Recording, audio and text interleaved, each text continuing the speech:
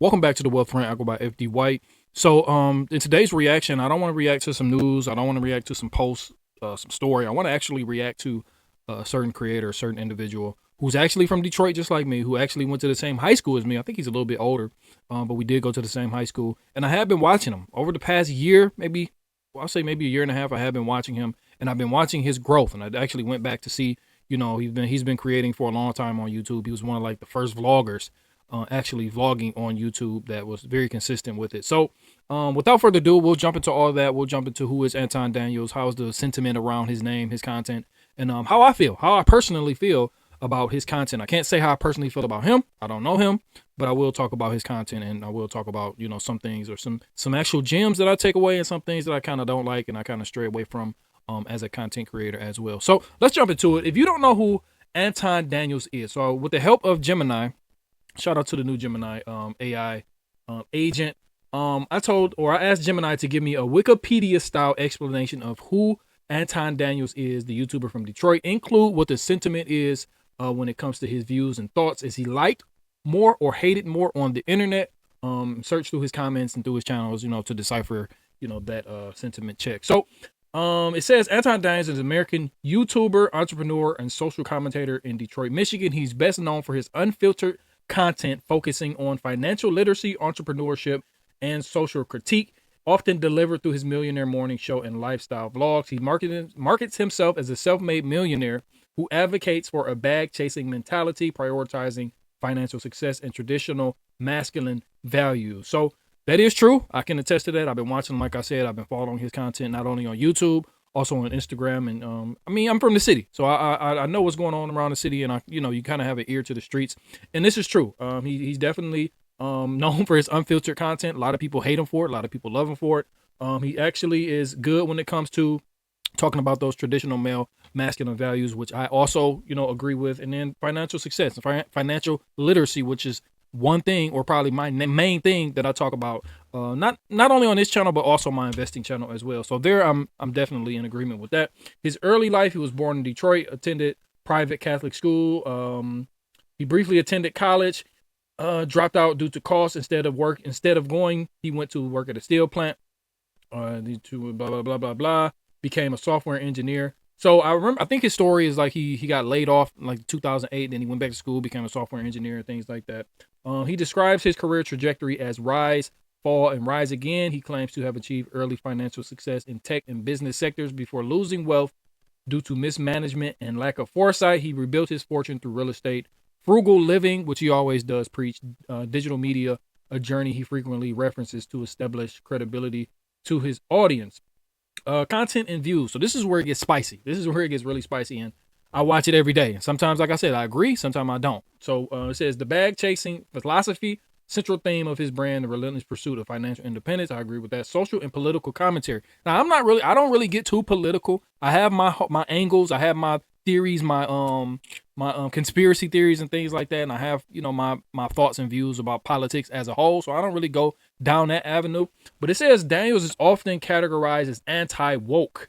He frequently criticizes what he views as a victim-oriented culture in modern America. Hey, I'm not saying I'm anti-woke, but I agree. I definitely agree with that. It's a lot of victim mentality out here. I think he calls it the victim Olympics, which I agree. I definitely agree. When it comes to that, he advocates personal accountability. I agree with that. Often expresses skepticism towards mainstream social justice movements. So a lot of the stuff he does talk about when it comes to social justice movements and things, it's a slippery slope. Because some things I agree with. I do believe that a lot of people are running those victim Olympics, like he says. But then other times I think like, okay, some of these people are really, really trying and they cannot get ahead. Just like when we had the SNAP benefits taken away, it was just like, okay, most of these people, I think his whole commentary, correct me if I'm wrong if you're an avid listener of Anton Daniels, a lot of his thing was like, well, most of these people don't need it anyway. A lot of these people have jobs, or if you got a job, you need to get another job or another stuff like that. So, it's easier said than done. Easier said than done. A lot of people are tapped out. I understand. My empathy, I've been trying to have a lot more empathy when it comes to especially women and children, but men somewhat, sometimes, I try to have a little bit more empathy when it comes to there. It seems like dog don't have no empathy. He really be coming at people, and I like it in a sense. Matter of fact, I don't know if it's all. I doubt it, but I don't know if it's for clicks. A lot of people come on here and there they're really dogmatic and things like that. Like, I'm not gonna name any other names, but they're really just like very concrete in their thinking, very just precise in how they think, and they're not waning. Some of them, and then when you meet them in real life, they're not really like that. So I don't know if he's really like that. Like I said, I don't know him in person, but you know, a lot of tough topics like that snap benefits thing was, you know, a little bit slippery slope when it comes to my thoughts and my views on there. On gender roles and relationships, he says Daniels holds traditionalist views on marriage and gender dynamics. He has described his marriage as a benevolent dictatorship. That's hilarious. I wish my wife would hear me say that. A term he uses to imply that he takes the burden of leadership and sacrifice in exchange for his wife's support and difference. So once you explain it like that, then it's like, oh, okay, but it still just like sounds weird. Dictatorship. You know what I mean? He has engaged in viral debates with male feminists and frequently argues that men must lead their households to ensure stability. So I grew up in a traditional household for most of my life, most of my childhood. My father went to work. My mother stayed home to work. When I got married, I've been married for like 5-6 years coming up like that, but I've been with my wife for like 11 years, something like that. She was a boss chick. She had her own job, had her own stuff. So at some point in our relationship, maybe 2, 3, 4 years in, she was paying all the bills. You know what I mean? And then one day I woke up like, okay, my daddy did this.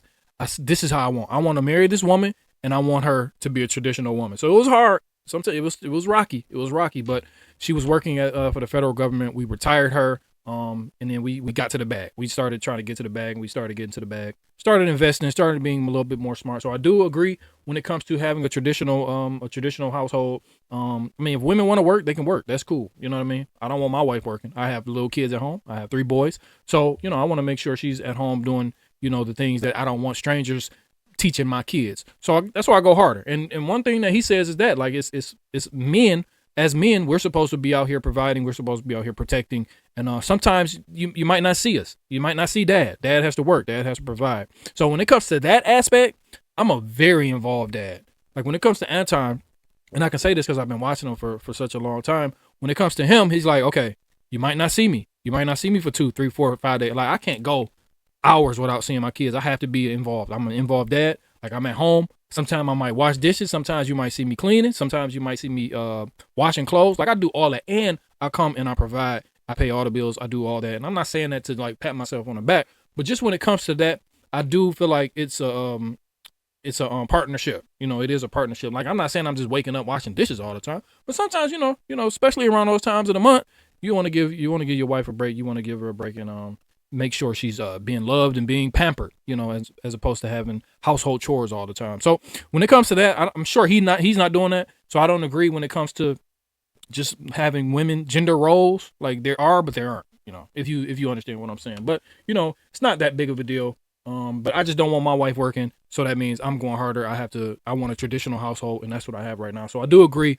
with him on that point. Public reception and sentiment. So this is where I see a lot of things. Like even when I'm watching his lives or when I read his comments, I see a lot of this. I see a lot of love, but I also see a lot of hate too. And it says, why is he liked? And I would agree with this when it comes to AI pretty much giving me a rundown. It says his supporters praise him for being unapologetically real. Now I can attest to that. I can definitely attest to that.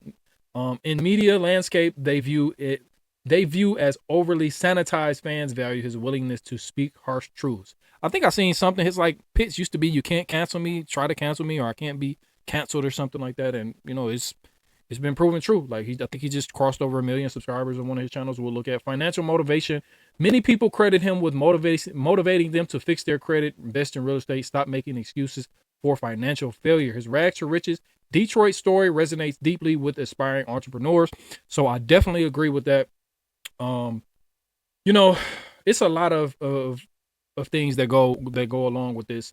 And it was one specific thing. I think when I first started watching him, he was on the tail end or at the tail end of working a job. So he was making all this money from YouTube, from everything else that he was doing, but he was still working a job.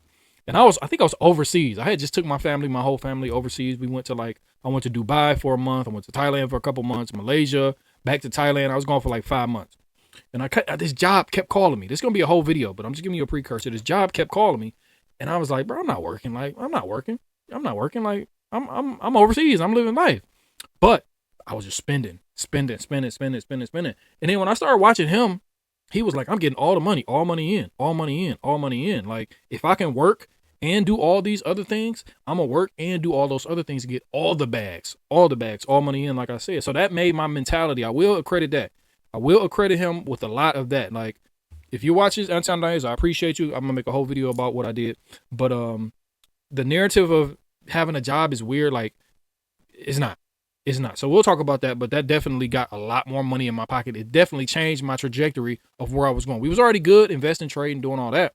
But him implementing or embedding that we're going to work and we're going to do all this, we're going to get all the bags, really helped me in my life. So we'll talk about that in a later video. So make sure you like, subscribe, come back for that video, because we got a lot of dope stuff coming in the pipeline for the Wealth Rant, for this Wealth Rant channel. So rejection of victimhood. A significant portion of his audience appreciates his tough love approach to race culture, viewing him as a necessary voice of reason who refuses to pander to political correctness. I can see that. And like I said, I can agree and I can disagree with a lot of his politics, but I really don't get into politics like that. That's like a never-ending debate, a never-ending argument that I don't want to have. You know what I mean? It probably will get clicks and likes, but at this point in my content career, I don't want to talk about it. But, it is, I see good and bad on both sides. I'll leave it at that. So why is he disliked? Allegations of misogyny. Daniels faces significant backlash for his commentary on women, stating that all women lie. He does say that. Or debating gender roles are frequently shared by critics as evidence of misogyny. He's often characterized by detractors as part of manosphere or red pill community. Oh, that was super big during the pandemic. Repetitiveness, even some former viewers has criticized him for repeating the same talking points, the bag, victim mentality, without adding new depth. If it ain't broke, don't fix it. It's obviously not broken. We'll look at his numbers in a minute. Grifter accusations. Like many financial influencers, he faces skepticism to those who believe that his wealth is exaggerated or his primary business is selling a lifestyle rather than providing actionable financial education. So he does have a Discord or Patreon or something like that. I'm not in it, so I can't talk about it. But, a lot of financial influencers do get that bad rep, and like he says, he shows receipts. I've seen some screenshots and I've seen some live things over the time that I've been watching them, but I can't say that it's true or not. I can't say that he's not that rich or hasn't made that much money. I don't pocket watch. That's number one. What he talks about, a lot of things that he talks about, I take, and then I can use it in my own life. And the things I don't like, I just don't like. That's one thing about, let's go on a little rant. That's one thing about humanity. It's like, okay, this guy has 9 great talking points, but this 10th point is terrible. I hate it. I don't want to listen to it. So I'm not even gonna listen to the other 9. That's crazy to me. That's crazy. If somebody you don't like is giving amazing sauce, amazing advice, 90% of the time, and then 10% of the time you can't, they're just, it's something that you don't want to hear or something that you disagree with. Why not? Why are you not taking that 90%? You just letting that 10% deter you from taking that 90%. So I feel like that's a superpower of mine. It's just like some people don't like the crust on the bread. Just peel it off and then eat the bread. You know what I mean? You don't have to throw the whole sandwich away because you don't want the crust.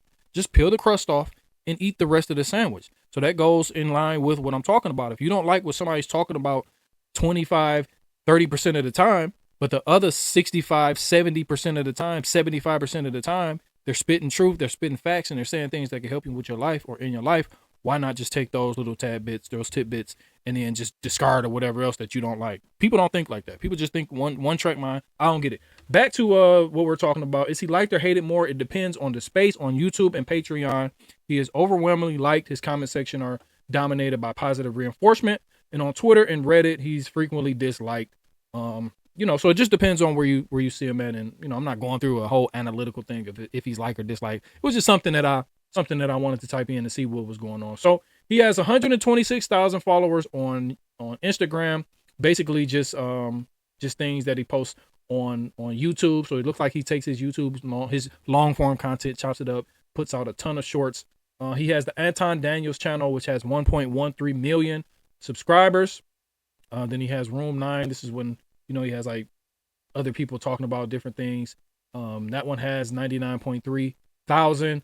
He has the Millionaire Morning Show, which is where he chops up a lot of these long form live streams. This one has 411,000 subscribers. And then we have, there was another one, like his vlog channel. I don't know how many, I couldn't find it, but I think that one may have like 30, 40 or 50,000 subscribers. So he's getting to the bag. I'm a YouTube guy. I know how these analytics work. He's getting money off YouTube. I don't care what else is happening outside of there. He says he's making money other ways. Cool. On YouTube, he's killing it. Let's just be honest. YouTube, he's killing it. So, like I said, I don't pocket watch, but this is something that a lot of people wanted to be content creators. He talks about this a lot. This is very commendable. This is very commendable. Love him or hate him, this is very commendable. And it's not something that he just, it just happened overnight. I did my due diligence, went back. I think he's been doing stuff for like 12, 13 years, 14 years. I went back and it was just like a lot of old, let's actually go see what we can see. It was a lot of old videos, oldest, let's see. So 11 years ago, he's been doing this. So you gotta respect the grind. You gotta respect the grind, man. So he's a fellow Detroiter, a fellow cast technician. Cast Tech is our high school. So not really going to come over here and say too many bad things about him. I do not agree with a lot of his takes, do not agree with a lot of his thoughts. But the things that I do agree with, I agree with a lot, wholeheartedly. You know what I mean? Especially when it comes to like what he calls bag chasing, the victim Olympics, as he calls it. People taking accountability, things like that, traditional households, men being men, not red pill, but just being a man. I definitely agree with that. And then, of course, is some things that I don't like about, the politics and a little bit more empathy. I wish he would be a little bit more empathetic. But he's a grown man. He can do what he want to do, make what he want to make the type of content he wants to make, things like that. So it was just something that I wanted to do. Been watching this guy for a long time. He's from Detroit. Like I said, we went to the same school. So I wanted to make this and just put it out there, And if you watch Anton Daniels, let me know your comments. Let me know what you think about him. And yeah, make sure if you see this, shoot it to Anton. Maybe we can collab on something one day. But for the most part, yeah, I wish him nothing but success. Black man to black man, Detroiter to Detroiter, high school alumni to high school alumni. And there's a lot of good things that you can take away from Anton Daniels. So I just wanted to give a rundown of some creators who I've been watching for a while, and this is one of the first people that I wanted to cover. So this is Wealth Rant. I go by FD White. I will talk to you in the next video. Peace.